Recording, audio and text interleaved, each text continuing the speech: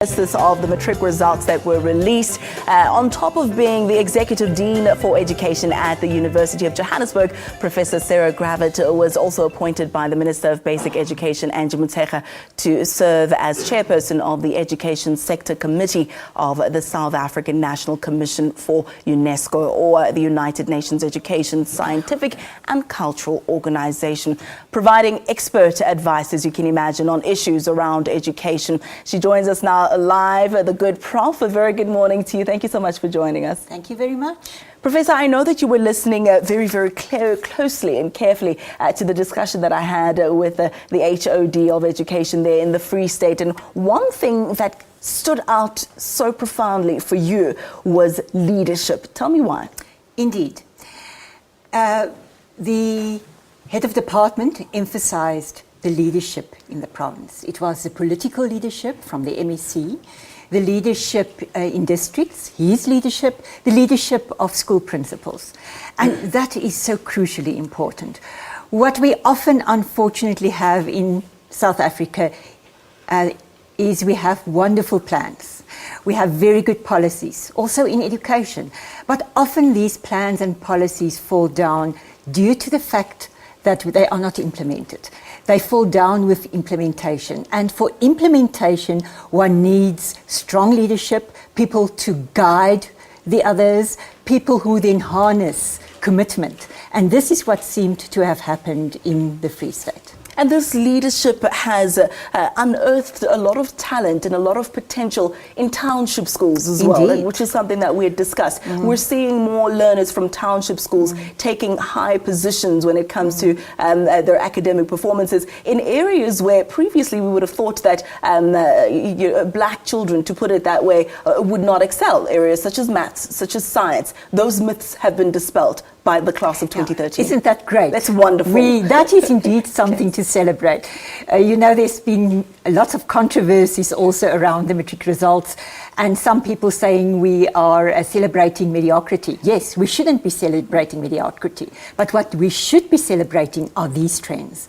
And therefore, when people ask me about the matric results, I say, let's be nuanced when we talk about the matric results. Yes, let's not celebrate the low pass, those who pass at the lowest level, or just the increase in the overall achievement, because that is not necessarily something to celebrate, but these things are something to celebrate. The improvement in the system that we see coming through, and these achievements of these learners. Indeed, but on a not so positive note, this time next year, many of those learners who do go on to study further at various tertiary institutions would have fallen by the wayside. We know the dropout rate for many first years is staggering. What can universities do, and what can the learners and even the family do to prevent the dropout rate from increasing further?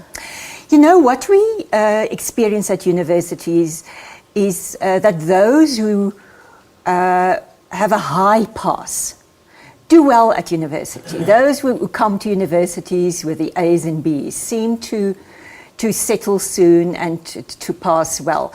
Those who just meet the requirements are struggling. So one could complain at universities about that, but what we should be doing something about this at universities, and many universities are indeed putting processes and programs into place. Let me talk particularly about what we do at UJ. We have at UJ a first-year experience program, and this program focuses on helping the young people to settle. We must also realize that we have many students who are first-generation students. They might be the first in their family to come to university.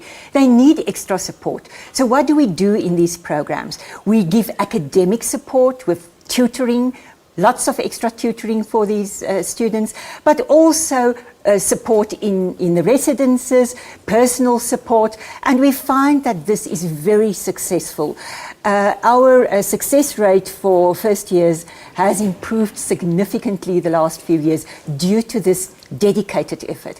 So again, universities, yes, we would like to have our students much better prepared for university, but we must work with the students we have, and then we should put the processes into place to support them. Because it can be a shock. You're all of a sudden protected in matric, and then you're exposed to this whole new world. And it can be very shocking. Absolutely. Yeah. Suddenly you are supposed to work independently. You don't have teachers who guide you, teachers who really motivate you all the time. You have all this freedom. You don't know what to do with it. And therefore, our first years need our care and our support. Indeed. Prof, let's leave it there. Thank you so much for joining us. And you heard that it can be quite daunting. So it's incumbent on all of us to support the first years, not only the parents, but also everyone around them. Make sure that they do stay dedicated and stick to the course. Well, let's leave it there for now. We will continue with the discussion on education a little bit later, right?